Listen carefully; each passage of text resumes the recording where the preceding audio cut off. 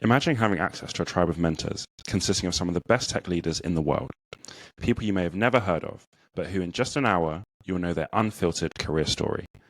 The bets they took, the decisions they made, where they failed, and the lessons that they learned along the way.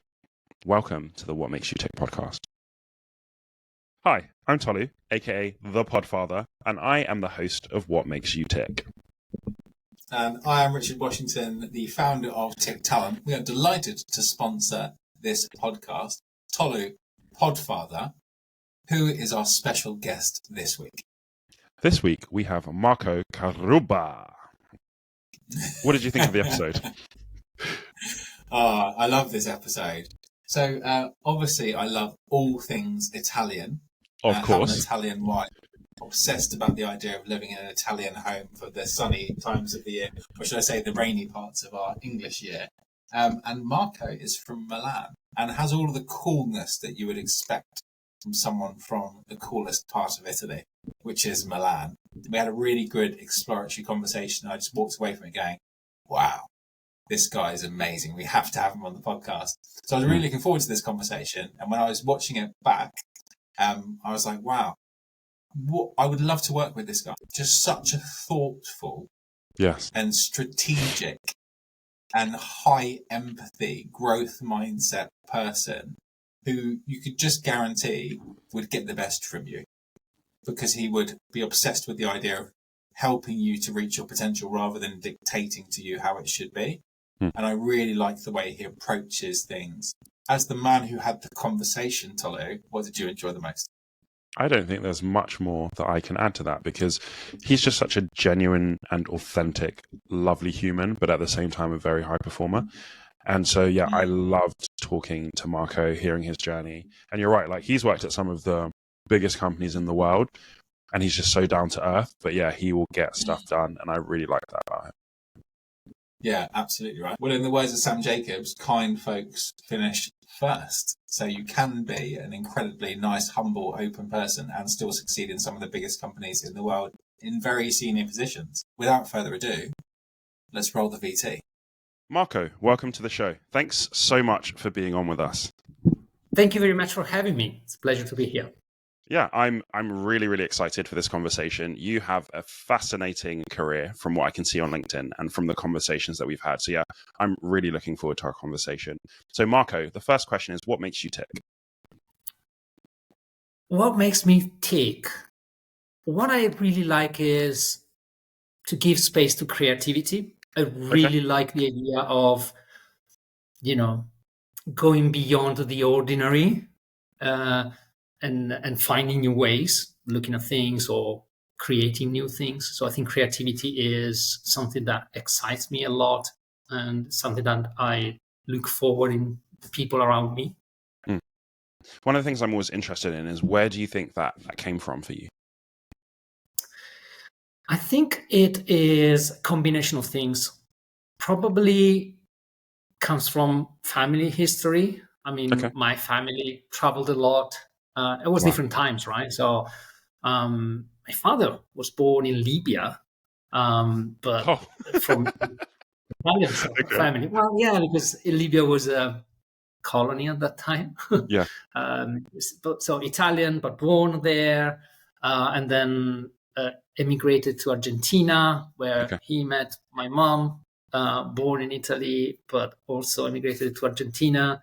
And so that is probably the start of me loving to travel and living in different places. I personally lived in the US, in Europe. So that is part of it, looking at different cultures, looking at different ways of, tackling challenges or having respect for people. I think creativity has a root into the different way humans behave and look at the world. That's so interesting, because my parents were both Nigerians but happened to be born in England, but it sounds like your parents were both Italians who happened to be born in other countries, and they managed to find each other. It's fascinating. And my daughter, she was born one of the two daughters was born in the US. So that's one part of it. The other thing about creativity is possibly finding ways to nurture creativity. Yeah. So it could be being in an environment which is inspiring. Some people find music, helps them. Some other people find traveling helps, or even having a frequent and intentional contact with nature is a way to find creativity. So yeah, it's having those opportunities, I guess. And so even in the working environment, it's good to be with people that love to brainstorm, love to go beyond the rules, not in a bad way, but trying to improve them. But that's the thing. Sometimes we just sit behind, oh, we've always done it like this way, instead of is there a better or more, sometimes more fun way of doing things, or more efficient? Obviously depends, but yeah, because I was listening to something and they said that when you go into a new environment, the way that your brain works is also different, because obviously, like, when you go into the same place, you know what's there. Your brain doesn't have to engage too much to navigate that environment. But when you go into a new environment, your brain is making lots of new connections, and that can, trigger different types of creativity. So that's something that I really try and do as much as possible, get out into different places and see new things, because it connects different things, even physically in your brain. So it's really true what you were saying about the creativity and what sparks that. Yeah, absolutely. And sometimes it's about, and this is my philosophy, really, I really love to seek discomfort. And that's how, it triggers that survival mode in a way. You are forced to do things differently. Otherwise, it just doesn't work. Right. So you mentioned about seeking discomfort. What was the first big decision that you made to seek discomfort? Ooh, big decision. I think if you look at the professional world, it's always been, so if you look at my career, I've done very different things, right? I've been into sales, I've been into marketing, I've been into leadership, product management, support, now I'm in customer success. So to me, professionally is about having the opportunity to land in a new challenge. So if you ask me, what is your professionality? What is your profession? It's hard to define for me, because I've done so many different things. So I think professionally, seeking discomfort is about having responsibilities in areas where there's a lot to learn. And that's one. If I look at personal life, I mean, traveling is one way of seeking discomfort. I really do not travel like being in a big hotel. I love to be on the road and experiencing the culture and the people, and so that's the way to seek discomfort. I can give you an example which is very dear to me. I did a volunteering experience about a year ago. We drove with some people, some amazing people, some ambulances to Ukraine. And that was a big discomfort, because as soon as we crossed the border from Poland to Ukraine, it was possibly a completely different environment. It was mainly in my mind, because it was not a war zone, but still an area where everything could change the blink of an eye. And that was pushing myself to feel discomfort so that I could give comfort to other people, right? Driving those ambulances to be gifted to the front line. So yeah, many ways to do that. Wow. That is definitely a lot of discomfort. Yeah. And if I can recall that experience, it was not just, being in a place where that it is different, but it was also meeting with people I never met with, and having such a meaningful journey together, where you had to trust immediately the others for driving first, and then for being there all together. So yeah, it was very unusual way of finding discomfort, but so precious. We were talking about it, really still precious. Yeah, I can see that as you're talking about it, where you're almost going to that place, and it's really nice to see that. So with your career, how did you get into sales? Because you've worked for some of the biggest companies in the world. So how did you get into your career in sales? So that was, I mean, the beginning of my sales experience was with Microsoft, the first season. So that is a few years ago. I basically, so the common thread there was that I came from a telco experience, or maybe not a telco, maybe a media experience. So Yes. we were, I mean, really, I mean, the previous century, so a long time ago.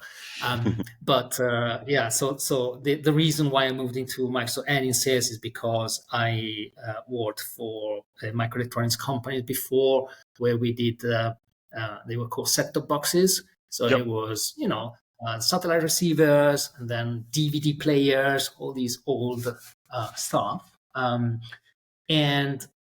it was a very interesting experience for me, because obviously selling is about hunting, and it's Yes. about relentlessly pushing, even when your mind says, this company is not going to buy, right? Still, you have to sell. So it's very, tough sometimes. It goes against your instinct. So it was very good learning exercise. Obviously, the trick is to do this in a team. So that's how you are successful. Yes, there are salespeople that are there and maybe are, the ones that make things happen. But at the end, it's about having a good product, having a good price, having people that are around you that can, advocate, even other customers, but can, sustain your challenge and your sale in a way. You mentioned that sales is like hunting. What's your favorite hunting experience from your career? Oh gosh, that's a very good question. I think if I go at the professional world, it is really that experience in Microsoft. We were very constrained. It was a state-of-the-art technology. It was about an IPTV, which at that time was not known on.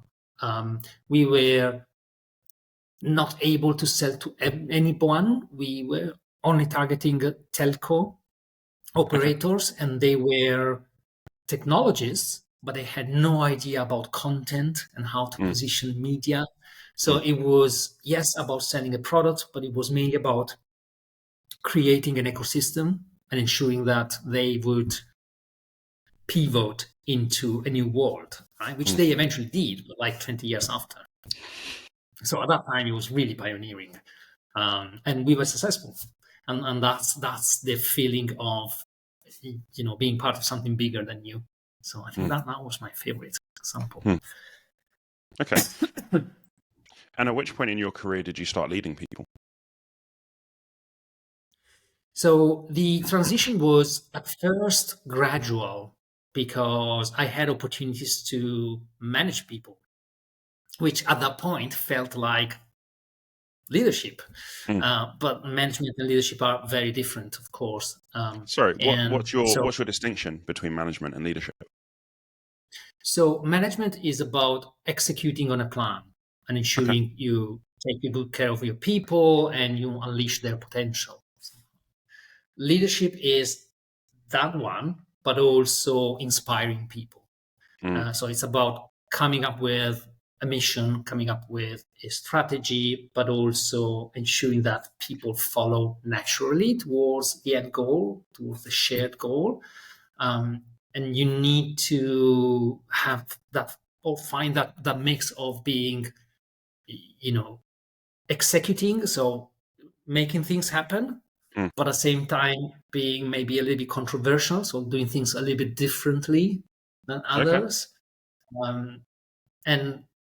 And it's about, and you get that feeling of belonging, where when people are not only staying in your team, so you don't lose people going somewhere else, but most importantly, other teams, other companies reach out to you and say, we want to work for your team.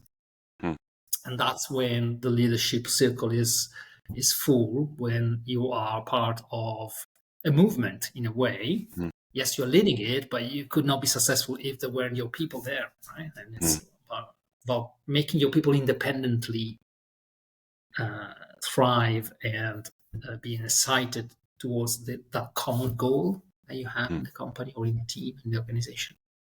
I love that distinction that you've made. That was really beautiful. But sorry, I interrupted you. Please continue about when you first started leading. So yeah, well, thank you. But I mean, my experience was, as everyone, I guess, being inspired about becoming a leader and tapping into the world of management first and believing that was leadership. And so, in a way, doing my best and learning the art whilst, playing with learnings, but also going back to the initial question with creativity, doing things differently somehow. And then I had an amazing opportunity to join a company, VMware, where all of a sudden I went from management to leadership. Right. And it's not about changing your mindset much. I mean, there is an element with that, but I think it's more about also the people around you giving you the authority to be a leader, right? So it has been amazing, because all of a sudden I found myself in an environment where my team would look at me like, even openly saying, "You're the boss, right? Take a decision. Where do we go? Give me a suggestion." Yeah. Yes, lead us. It's like, okay. And then obviously all the peers and your manager enabling you to do that properly, right? By opening up, the environment and saying, if you want to change things, you can do it, right? Convince me, convince us, work together, and you can change. So let me give you an example, and maybe the people that are listening to this, my former team in VMware, will discover something new that they don't know. So I inherited this team when I started my job there. It was an EMEA team, so we were scattered around Europe. And this was the first opportunity where we all met together in a place. It was Barcelona, and beautiful place. And I thought we needed to have a proper team building exercise. And we decided to go to a place and cook paella all together. So it was literally from the ingredients, doing things together. And we have a wonderful memory about that event. And the paella was very good, by the way. But I still remember very, vividly this moment when we got into this place, and the owner of the place started presenting how the evening would go, the rules of the game. But before doing that, he said, "But I'm sure your leader would like to say something to you all." And obviously, I was completely unprepared. And I still have the video, which, believe it or not, after so many years, I still have not watched properly. Really? It's painful. I still have it there. Because I had no preparation at all. And I was like, oh my gosh, I remember them, I blushed, and I'm like, I have to say something now. And I made something up. I don't remember what I said. But yeah, one of those moments. That was a moment where I said, okay, things are different now. You must there somehow. And it's an interesting one. I would love to see that video. I think you should send that video to me so I can watch it. I can do that. Oh my gosh. Yeah, maybe we'll put it in some B-roll for this episode. But I think that shift is definitely a very real one. So when I went from, I think, being like a controller to a head of department, people respond to you different. Even like when you send people emails, the way they respond is different. And I think that it's quite a big adjustment. So I would love to know, how did you make that adjustment? Did you have mentorship to help you, or what were some of the things that were really helpful for you in making that step up from a manager to a leader? It's all about two things. It's about learning the theory And you can read, you can obviously these days watch a lot of content on the internet. It's about talking to people. So having a proper coach, mentor, which you do step by step, because then, leadership is many things. It's about having difficult conversations. It's about using creativity the right way. It's about enabling your people to be independent and actually help the process rather than, creating roadblocks. So there's many things. So it's a process. It takes time. You don't need to be born as a leader. There's many aspects. What about public speaking?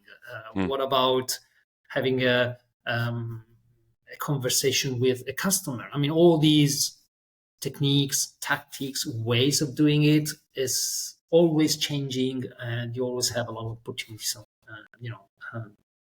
making it the right way. The other element to this is experience. And so it's a build-up. So public speaking, every time I do public speaking, even today, there's a lot like that few minutes before, yes, where, you're like, why did I sign up to this? And maybe it changes, right? Before it's a lot of preparation. Yes. After it becomes maybe less preparation, but still is every time is different, and every time is exciting in a way, right? I think the adrenaline rush and those moments of focus and trying to keep calm before public speaking. You can experience it, you can learn, you can prepare, but it's always there. If not, it means that activity doesn't mean much to you anymore. And so, how do you prepare for leadership? It's about building up, it's about experiencing, and it's about finding the right balance, right? Because I think every leader wants to be the leader that people remember, the one that is empathetic, the one that builds something, etc. But then leadership is also about the bad moments, right? There may be corporate moments where you need to lay off people, or somebody is not doing the right thing. You need to ensure that respect is restored and that person is behaving in a different way. So you may need to have tough conversations. So, and that's the balance, the difficult balance you have to find between being, a friend, having fun, but also being the leader that you need to be. What was a tough moment that you went through as a leader that really taught you a lot? It's about laying off people. It's, I think, the worst moment that every leader can have. Because to me, leadership is about growing. It's about taking care of people. It's about enabling people for their potential. It's about protecting them in the day-to-day,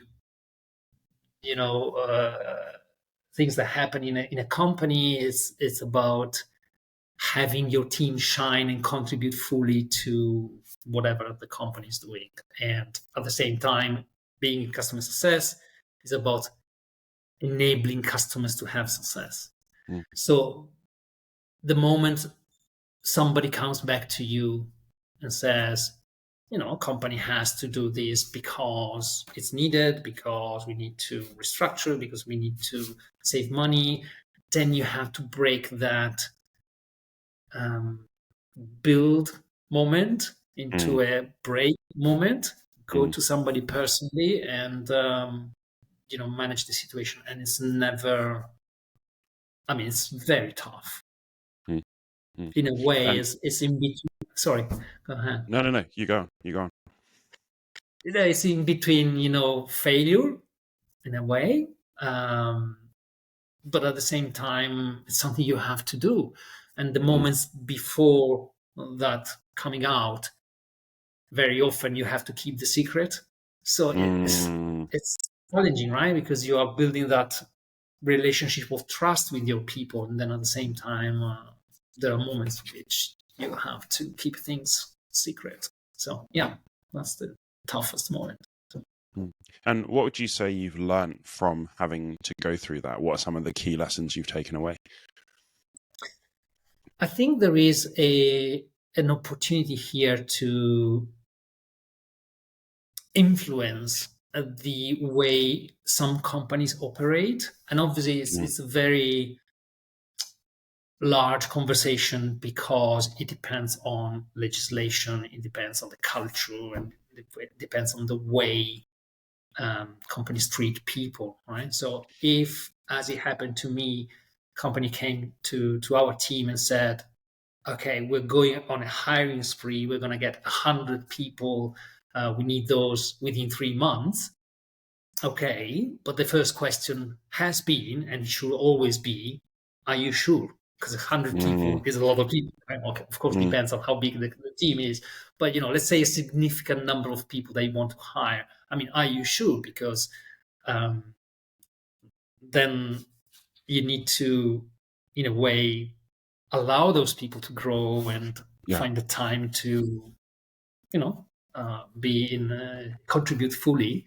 And you don't want in 3 months after to have to lay off those people because somebody made a mistake, right? So that's the learning, really, is from a leadership point of view, is to question and to, pace down these kind of movements, because it's about people, right? People may be leaving their jobs to join your company, and then if after 6 months or a year you let them go, it's significant experience for them. So you have to think about those things.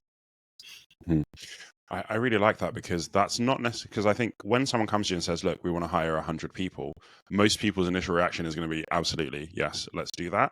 I think that moment of realizing I need to make sure, even though it might mean that I have less people, for the greater good, that I check this is really the right thing to do. I think that's really, really valuable.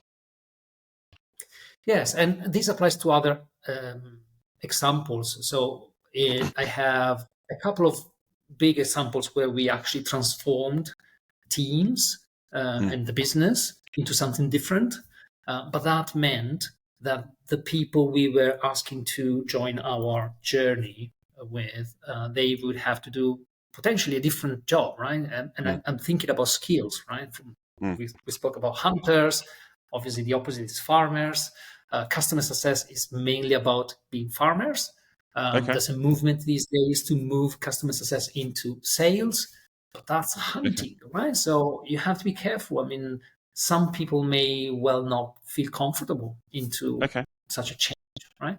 So again, looking after your people, it means some people will want to change role. And when you do these movements in a company, you have to have that buffer of opportunities left for those people that maybe go from a technical job to a strategy job. Not everybody likes that, right? So you need to be careful and be accommodating, empathetic. I know it's very hard and very challenging. I mean, companies are like entities at the end. Yes. When you have redundancies, for example, nobody seems to have the responsibility for that. It's just the company wants to do that. But so it can be very impersonal. But that's also the other exercise when you look for a new job, try to find out if a company is more personable. I mean, when they say people is their most important asset, is that right? True. And just to go back to something you said, you mentioned about hunters versus farmers. So that's not something many people may have heard of. Would you mind explaining a little bit about the difference? Because I think people get like sales is like hunting. You hunt down the sale. Explain the farming bit a little bit for people that might not have heard that before. Yeah, sure. So let me give you an example which is very dear to me, which is customer success, the profession I'm in. So customer success is that art that you apply doing two things. You help your customers find the value on what they bought, because these days sometimes it's not that direct. Some of the products are very complex, or the sales process gives you a bundle of products and you may be using one product only. You may want to discover what the other products do. So there is some truth about these, and most of the products are complex products. So it goes beyond I just buy something and use it. It also has ramifications into, I need to learn how to use it properly, and it may be complex. So I need to study, have a proper team, training, blah, blah, blah. So that's one element of customer success. The other element of customer success is actually generating money for your company with customers that are buying your product, but that money you can reuse to improve your product. So basically, we are into the concept of sustainable product, right? Customer success is about ensuring customers find the value so that you can have that flow of money coming into your company so you can improve the product continuously. That's the idea. And so farmers means that what we do is a very long process. It's a relentless process about building a relationship, about building trust, about understanding what are the challenges of a customer and the company in developing a product. But it's very different than a salesperson looking for business. We are into the realm of building healthy and meaningful relationships with customers and internally. And it takes a long time. So it's like a farmer. Right? It's like it goes with seasons, but if you do it properly, you can, in a way, predict it. And the idea is that you grow something. Okay. I like that. That's really, really good. And so did you have to make a lot of big adjustments to go from someone who was in sales, who was hunting, to someone who was learning how to farm? Was that quite a big jump for you, or was it quite a smooth, easy one? I think it was a smooth, easy one because to me, the relationship with people has always been at the center of what I do, whether I'm a leader or I sell or I do customer success as an individual contributor. It's always been about, understanding the other point of view, trying to come midway, help, support. So, no, I think, yes, maybe the rhythm could be different, although it's questionable. In the sales cycle, there's a lot of energy, a lot of moments where you want to be there and make things happen. But at the same time, also in pharma, you have to make things happen somehow. So no, I think it was no big change for me. It was within that element of learning how to solve a challenge. So yeah, I think every time I approach a new job or a new profession, that's what I try to do. I try to solve the problem. So it's within that realm of making things happen, and it's all based on relationships. So it was okay for me to go from one way to the other. Okay. And you just mentioned solving problems, and earlier you talked about creativity. How have you managed to marry the two together? Because there are lots of different ways to solve problems. How do you bring that creativity into solving problems to get very good outcomes? So that's a very interesting question, because obviously there's a lot of frameworks, a lot of ways to tackle challenges, and there's value with those frameworks. I think the approach is initially you would want to stick to the known. So it's about, learning how it can be done. The creativity bit comes in when you see the limits of a framework, right? So there is, in general, there's always good and bad about things. Yes. So to improve a way of doing, but also because your environment, your industry, your people around you, the product you build will be different. So there will be slight variations on how you can tackle a challenge best, and that's where creativity comes in. And creativity sometimes is about beliefs. So I'll give you an example. In one of my experiences, we liked this idea of diversity inclusion, everybody talks about. We used that to be better humans, to improve the business. I mean, there's a lot of studies that say if you have a diverse team and you do inclusion properly, then your business can excel. But it was mainly about an opportunity for us to grow, right? To learn new ways and to be more complete humans in a way. And we use that in a very proactive way. We use that as a team building exercise, and we use that as a way to tackle problems, right? So we had those opportunities for us to get together and help each other. And obviously, because of our diversity, we could do that in a slightly different way from each other. And that was the richness of the conversation that we found there. And we ended up using the diversity as a means of hiring new people, because we defined the dimensions of diversity that were useful to what we were doing. We took a picture of the team and we found some gaps. And so we were intentionally trying to fill those gaps with new people. We never went to the level of hiring somebody just because it was different, but we certainly had situations where we had multiple people that we were happy to hire, and then we picked those people that could fill the gaps of the diversity spectrum in our team. And that was a creative effort. We didn't read it from anywhere. We just invented it, and it worked. And by the way, this is something I wrote on my LinkedIn. There's a white paper over there. It goes back to a few years ago, but I think it's still a valid, way of hiring. And so, creativity can fill those gaps. Yeah, and I think the diversity, equity, and inclusion conversation is such an interesting one, because as someone who is from a minority, right, I don't want someone to hire me just because I'm a minority, right? I want to compete, right? I want to know that I'm in the best people for the job, and it's really about getting the best people for the job. But in doing that, there should be some diversity within that, because the best isn't just linked to one nation or one nationality. It's like there's the best in everything. So I really love that it's not just about just put people in just because they're diverse. I don't think that helps anybody.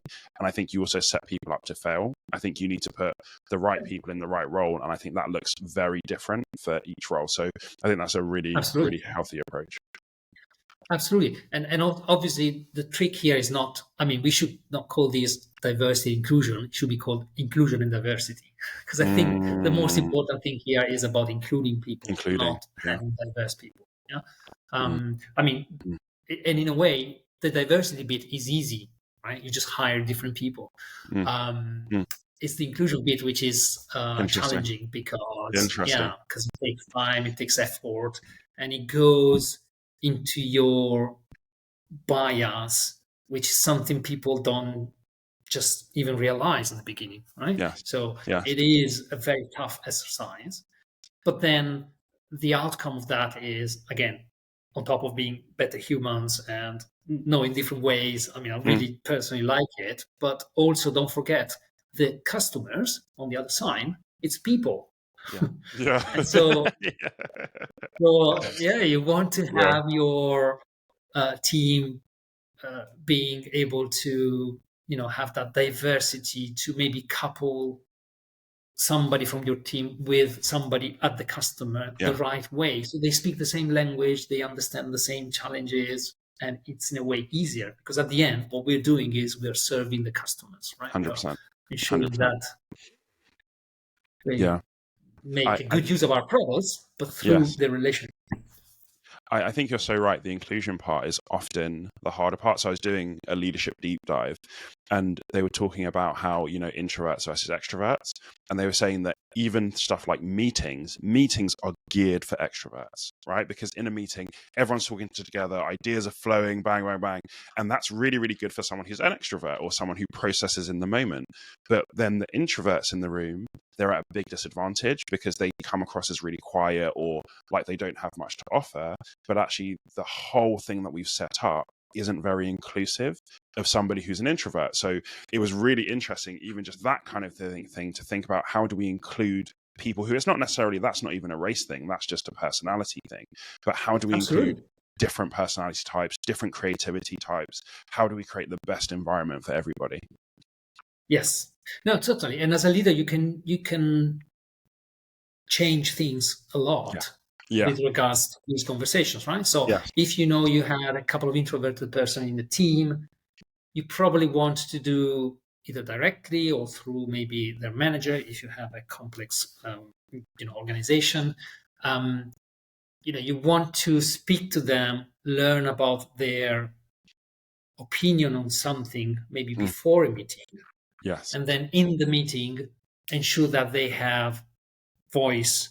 And so if they don't speak up openly, say, okay, I know you have an opinion. Would you like to share that with you? So support them. That makes a big difference, right? Yeah.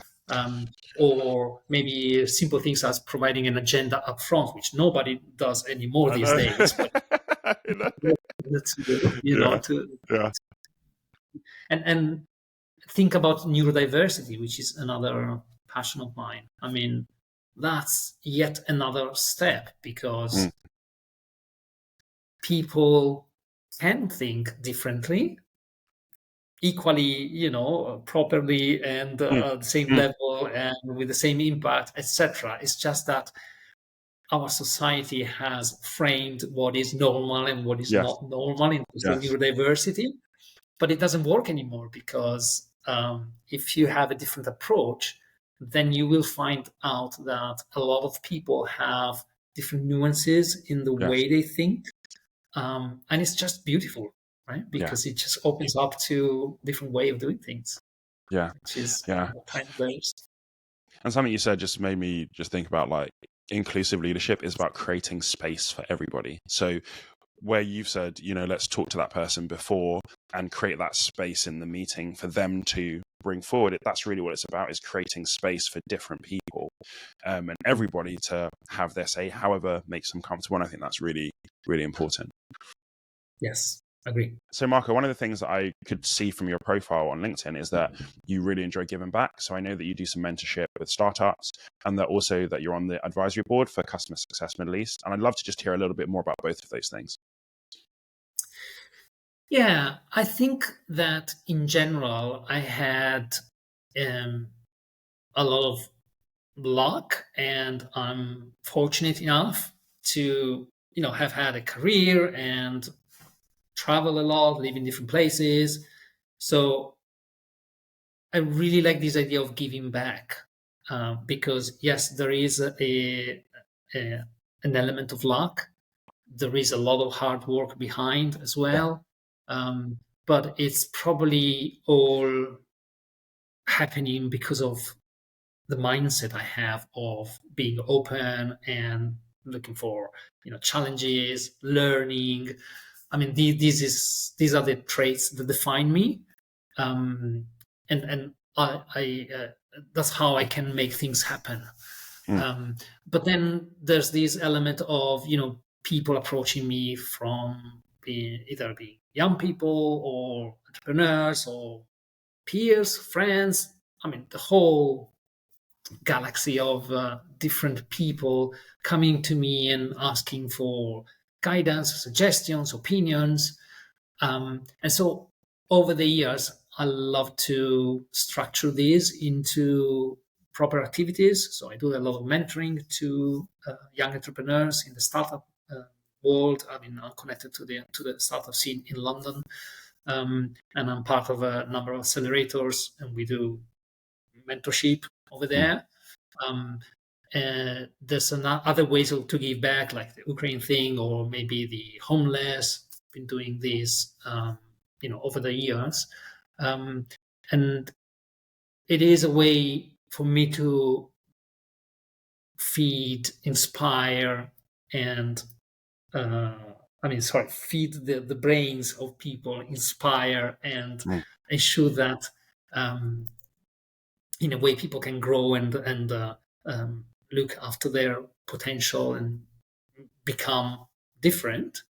but it's also a way for me to get some stimuli back from the conversations. So when I do mentorship, I really like those moments where I'm being challenged. I'm being asked questions I have no idea about the answer, and maybe things I never thought about. And that's why, for example, I accepted this opportunity being part of the board for the Customer Success Middle East, because they live in a different culture, in a different environment. The business is different. I have had some exposure in the past, but I love to learn more. And that's my way of having connections over there and having the opportunity to maybe do some public speaking over there, getting questions, interactions, people reach out. So it's very exciting. So it's when you do these things, you do it to contribute, but also to get new things thrown back at you. It's a great win-win situation, and I think being extensive always you always get something back, even if you don't intend to. There's always a different conversation. So I do some mentoring as well, and just some of the things that you hear and understand, like, it's really humbling as well, just to hear back from people that are at very different stages, going through very different things. So yeah, I really agree with that. It is. How, you said that you set up the advisory board. How did you go about getting a seat on an advisory board? What does that look like? So day to day is basically participating into conversations and meetings with a bunch of amazing people and the organizers of the community on the other side. And it's about sharing your experiences or giving your opinion, and in a way helping the community and the movement grow.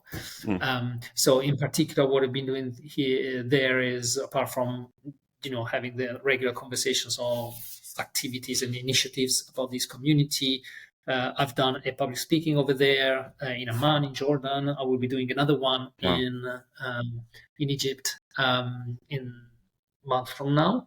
And so that's the way to contribute as well. We've been talking a lot, funnily enough, about creating a proper mentorship program for that community. So yes, it's about sharing back the experiences I had over the years, but also creating new things together. Love that. I love that. So just as we close, we do something called Tickfire questions, which is a quick round of questions. So like up to a minute to answer kind of thing. So what is your top 3 criteria to hire someone?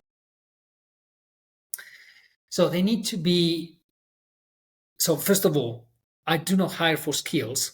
I hire for attitude. You ruined one of my other questions. Oh, okay. That's one of the other questions. Okay. You get 2 for 1. Keep going. Keep going.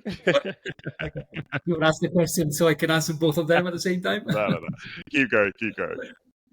Yeah, because I firmly believe that skills can be taught in a way. Yes. So yes, I like you to be curious about things, and I want you to be eager to learn. But then if it's a job about a cloud product, I can teach you cloud, I can teach you the product.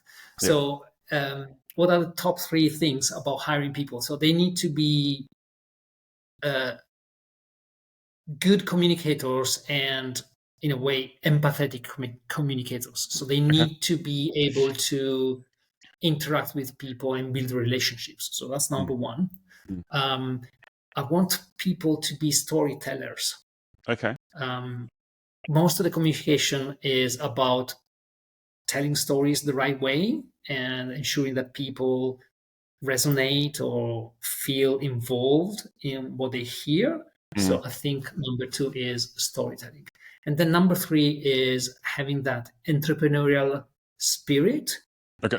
People need to, either know how to solve the problem or want to be learning about how to solve a problem if they don't know how to solve it in the first place, or find help from other people. So that combination of, I'm the entrepreneur of my customer, my project or whatever.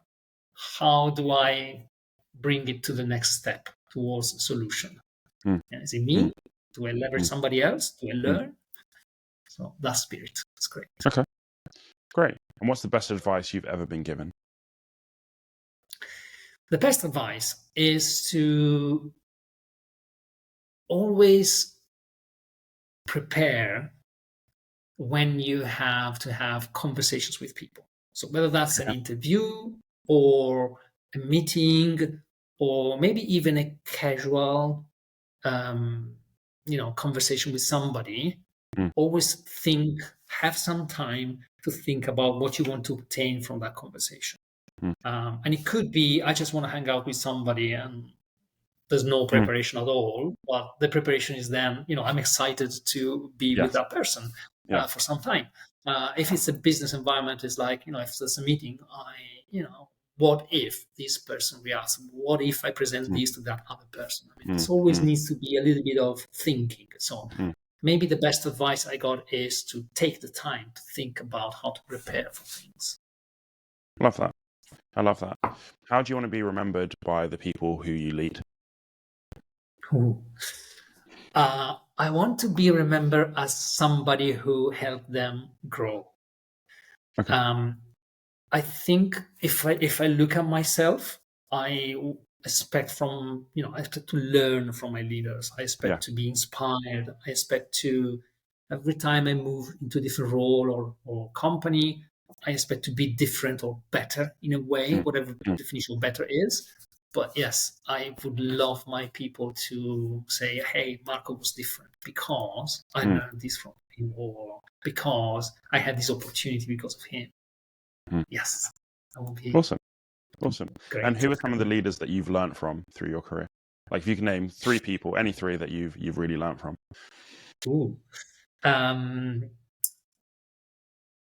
That's a very difficult question because there's so many people around. I think Simon Sinek is one of them. Okay. I really like the start of his conversations about, the why of things and people. And so that's one. The second one is, I don't remember her name. I'm so sorry. She's a psychologist.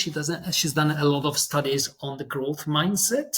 Okay. I don't remember her name. Shame on me. But anyways, yes. Growth mindset is that mindset that I genuinely love, and that's me, where you are entitled to not to know things. Yes, you are. It's okay to say, I don't know. It's okay to say, I need to find out. It's okay to ask people about things. It's okay to learn. So growth mindset applied to your life or business environment is about having that humble positioning of yourself that says, I'm happy to learn. I don't know everything. I'm not arrogant. Not being arrogant. So yes, sorry, I don't remember her name. The third person, oh gosh, I'm not prepared. It can be someone you worked with as well. It doesn't have to be someone famous.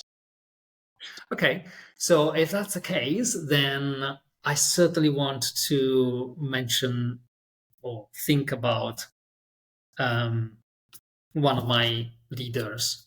That person was extremely respectful of work-life balance, of opinions, somebody who would always, ponder before taking decisions, listen to people, in a way, calm me down.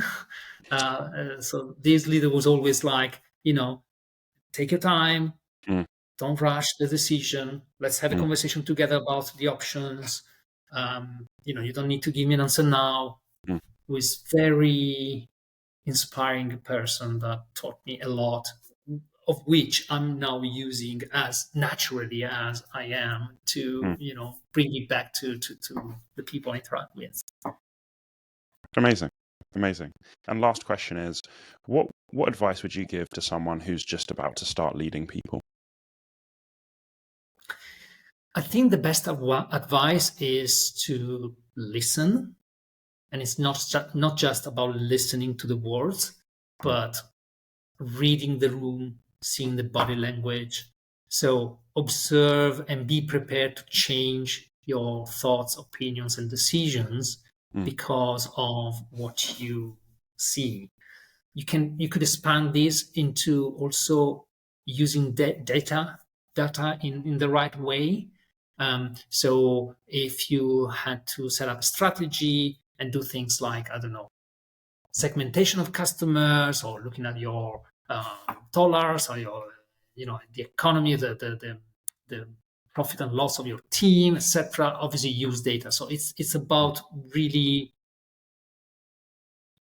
putting your ego sometimes as a second thing, and listening to people, reading the room, looking at data. That would be my advice. Yes. Great, Marco. Thank you.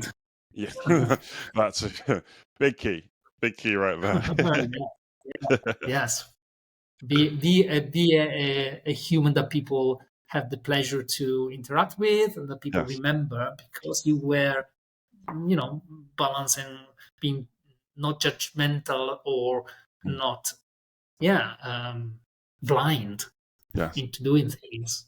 See what the others are saying, see what the data is saying. Marco, thank you so much for being on the podcast. I've really enjoyed our conversation, and I know other people will too. Thank you very much, Tolo, for having me. And thank you very much, everyone, for listening in. Thank you for listening to another episode of What Makes You Tick. I hope that you enjoyed listening as much as I enjoyed having the conversation. Absolutely. There's so much value in learning from virtual mentors, people that have already gone through incredible careers, and they've got wonderful stories and lessons that they can share for you to have a bigger and better career in tech. And if you like this sort of content, we've also got a newsletter that we publish weekly called Growth Magnet, all about tech startups, leadership, scaling, and performance. We'll put a link in the show notes, and it'll be fantastic to see your comments on our next post.